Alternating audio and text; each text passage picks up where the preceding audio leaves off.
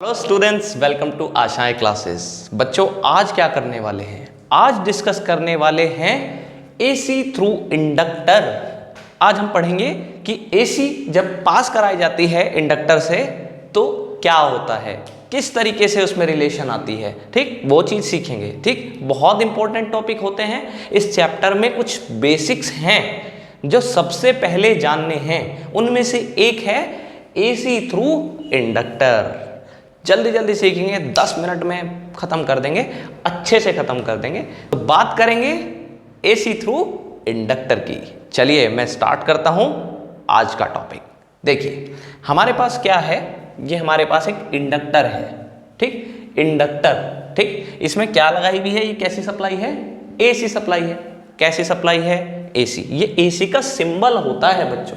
ठीक, अच्छा, एसी की इक्वेशन क्या होती है सर? एसी की इक्वेशन होती है E equals to E nought sine omega t. ठीक, ये एसी का जो ईएमएफ है या वोल्टेज है उसकी इक्वेशन है, basic C equation E equals to E nought sine omega t. ऐसा क्यों लिखा है ये हमने पहली वीडियोज में भी डिस्कस कर लिया है ना। ये पीक वैल्यू है। ये ईएमएफ कैसा है? बदलता हुआ। बदलता हुआ कैसे? ये पहले 0 था, सपोज कर लेते हैं, फिर 5 हो गया, फिर 0 हो गया, फिर -5 हो गया, फिर 0 हो गया। ये इस ईएमएफ की खास बात है, ये बदलता हुआ है। और इसमें जो ये सबसे बड़ी वैल्यू अटेन करता है 0 से, फिर ये सीधा 5 पे जाता है। ये मैक्सिमम वैल्यू 5 वाली या -5 वाली, ये पीक वैल्यू है। और E क्या है? किसी भी टाइम पे ईएमएफ की वैल्यू। ठीक, तो ये ईएमएफ की इक्वेशन होती है बेसिक सी। चलो जी, अब क्या करना है, स्टार्ट करते हैं कि आपको क्या करना है बेटा। आपको ये ईएमएफ की इक्वेशन पता है, आपको करंट की इक्वेशन निकालनी है। ईएमएफ की पता है, करंट की इक्वेशन निकालनी है। कैसे करें जल्दी जल्दी बताऊंगा, जल्दी जल्दी देखेंगे बोर्ड पे। अच्छा जी, तो एक बात बता देता हूँ आपको। जब भी किसी इंडक्टर में एसी सप्लाई दी जाती है, जब भी किसी इंडक्टर में क्या दी जाती है?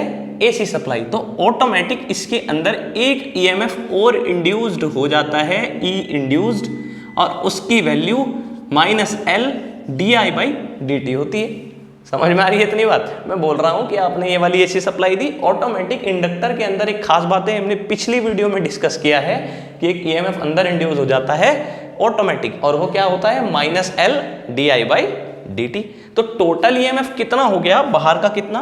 चलो जी, बाहर का तो ये है जी, आपने तो ये बताया है। हाँ बिल्कुल बताया है। चलो जी, इसके बाद मैंने बोला इंड्यूस्ड कितना हुआ? ये हुआ -L di/dt, है ना। अच्छा, इतना है, ऐसी बात है। चलो तो आगे सीखते हैं। V इक्वल्स टू क्या होता है? IR। Total voltage equals to, ये टोटल वोल्टेज हो गई, है ना, ये वाली और ये वाली, इक्वल्स टू IR होगा। अब मैं आपको एक बात क्लियर कर दूं, इंडक्टर का कोई रेजिस्टेंस नहीं होता, R इक्वल्स टू 0 होता है, रेजिस्टेंस नहीं होता। ठीक, तो R का कितना है? 0। तो क्या हो जाएगा? E not sine omega T, ये इधर चला जाएगा, L di/dt। क्या निकालना था? करंट निकालना था। क्या करें, इसको इधर पहुंचा दें तो ये हो जाएगा E not sine omega T dt L di। समझ में आती है बात? अच्छा जी, अब क्या करना है सर? अब कुछ नहीं करना, दोनों तरफ कर दो इंटीग्रेशन। क्या कर दिया? इंटीग्रेशन। अच्छा, इस L को नीचे पहुंचा दिया इधर। ठीक है, E not upon L sign omega T dt, और यहाँ क्या रह गया? di। तो बेटा मैंने सिर्फ किसको छोड़ा है इधर? I को, क्योंकि मुझे क्या निकालना था? I, तो मैंने ऐसे लिख दिया, है ना। चलिए, जब इतना लिख दिया, अब क्या करना है? अब क्या करना है? तो मैं आपको, जिस बच्चे पे बायो है उसके लिए कुछ बातें हैं जो जाननी जरूरी हैं। चलो क्या है मैं बताता हूँ। देखो मैं बता देता हूँ कि भैया कभी भी आपके पास ऐसे लिखा हो sine A theta d theta, तो इसका आंसर बनेगा -cos A theta upon A। याद रहेगा बायो वाले बच्चों? ये होता है फॉर्मूला। ठीक, अच्छा, दूसरा फॉर्मूला, कभी कहीं पे आपके पास dx लिखा है या d थीटा लिखा है, x आएगा। d थीटा होता तो क्या आता? d थीटा होता तो थीटा आता, dx है तो x आएगा। समझ पा रहे हो? एक फॉर्मूला और याद रखना है, sine minus theta equals to minus sine theta. क्या बोला? Sine minus theta equals to minus sine theta. चलो अब करते हैं सोल्व। देखो मैंने बोला dx को x बोलते हैं, dy को क्या बोलोगे, जल्दी जल्दी बताओ। कुछ नहीं है, i हो जाएगा, नहीं हो जाएगा। चलो जी, इसकी जगह मैंने लिख दिया i। ठीक बात, E0 अपॉन L आ गया बाहर। ठीक, अंदर क्या रह गया, साइन ओमेगा t dt।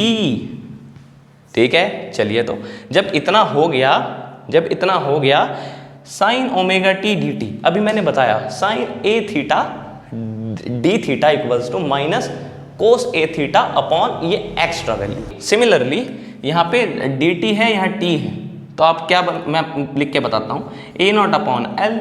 ठीक, साइन ओमेगा टी का इंटीग्रेशन यहाँ डी टी के रेस्पेक्ट में है, वहाँ थीटा के में था, तो क्या हो जाएगा, जल्दी जल्दी से अगर मैं बात करूँ तो माइनस का कोस ओमेगा टी अपॉन, देखो डी टी के साथ ही तो हो रहा है इंटीग्रेशन, यहाँ टी है तो एक्स्ट्रा वैल्यू क्या है, ओमेगा, ये नीचे आ जाएगी। जैसे यहाँ पे था थीटा का इंटीग्रेशन डी थीटा के साथ हो रहा था, तो आपने इसको ऐसे लिखा और जो एक्स्ट्रा था ए वो नीचे आ गया था, है ना, वही तो कर रहे हैं। चलो जी, इतना होने के बाद जब हम इतने पॉइंट पे पहुंच गए हैं, अब क्या करें, ये किसके बराबर है, आई के। ये तो बहुत सिंपल सी बात होगी जी। अब क्या करें, ओमेगा को बाहर निकाल लें, हाँ जी निकाल सकते हो, उसमें क्या दिक्कत है।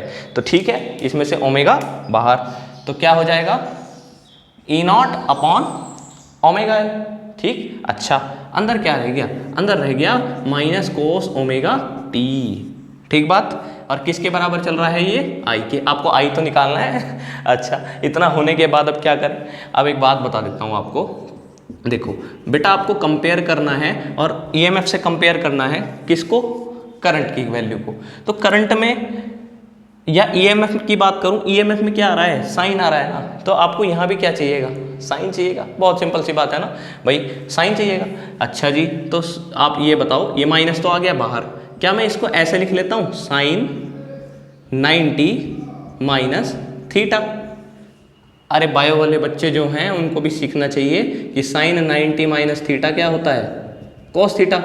ठीक बात, ये बात बोली मैंने, तो यहाँ पे मैं इसको ऐसे लिख सकता हूँ, लिख सकता हूँ। क्यों करा ऐसा, क्योंकि कंपेयर किससे करा रहे हैं, ईएमएफ से, और ईएमएफ किस में है, साइन में है। समझ रहे हैं क्यों लिख रहा हूँ मैं ऐसे, हर बात का एक मीनिंग होता है। चलो अच्छा जी, अब क्या करें, तो सर अब क्या करना है, अब ये करना है कि भैया minus E not omega L. जब आप कंपीट करा रहे हो, किससे करा रहे हो, किससे, आपको करंट को किससे कंपेयर करना है, ईएमएफ वाली वैल्यू से। तो बेटा आप ओमेगा टी में से ऐसा बोल सकता हूँ कि ओमेगा टी से π/2 ज़्यादा है, ओमेगा टी से π/2 कम है। समझ रहे हो, अभी क्लियर हो जाएगा और अच्छे से। मैं ये बोल रहा हूँ कि आप ये जो लिखा हुआ है, मैंने एक यहाँ पे रूल बताया, sine minus theta equals to minus sine theta. क्या बताया, sine minus theta equals to minus sine theta.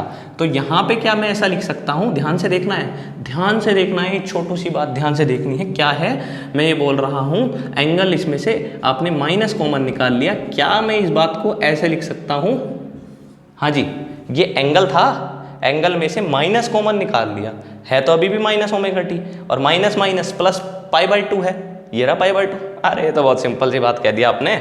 अच्छा, साइन ये पूरा एंगल है और इसके बाहर यहाँ माइनस थीटा है, तो ये माइनस बाहर आ जाएगा, माइनस साइन थीटा हो जाएगा। तो ये माइनस जब यहाँ आ जाएगा तो हाँ जी, माइनस माइनस क्या हो जाएगा, प्लस। समझ रहे हो, प्रॉपर्टी समझ रहे हो क्यों किया ऐसा, क्योंकि ओमेगा टी को पहले लिखना चाह रहा था, कंपेयर ओमेगा टी वाली वैल्यू से कराना है ईएमएफ की, और ऐसा करने के लिए कंपेयर में या तो ओमेगा टी से ज़्यादा या ओमेगा टी से कम, π/2 से कंपेयर नहीं करा रहे, किससे करा रहे, ओमेगा टी से, तो इसलिए इसको पलट के लिखा।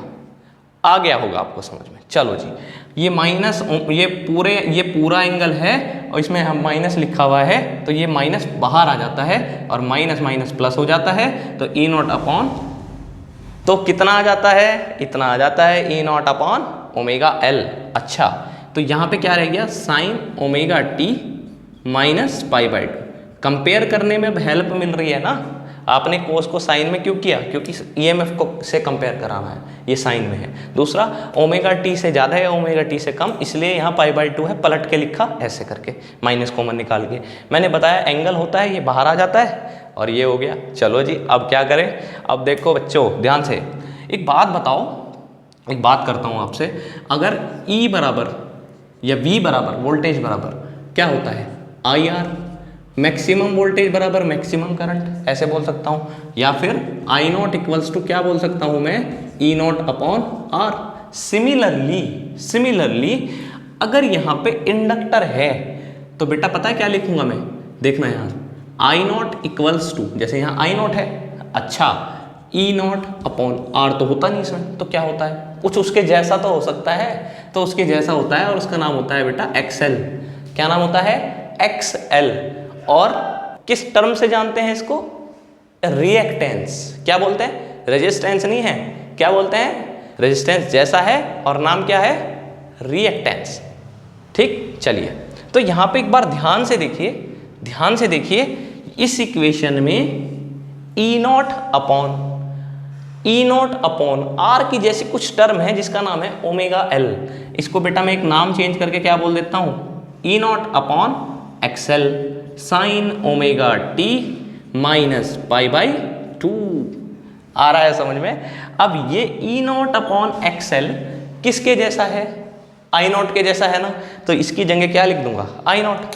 तो बेटा इक्वेशन क्या बन जाएगी, अरे इक्वेशन तो ये बन जाएगी, I equals to I naught sine omega t minus pi by 2।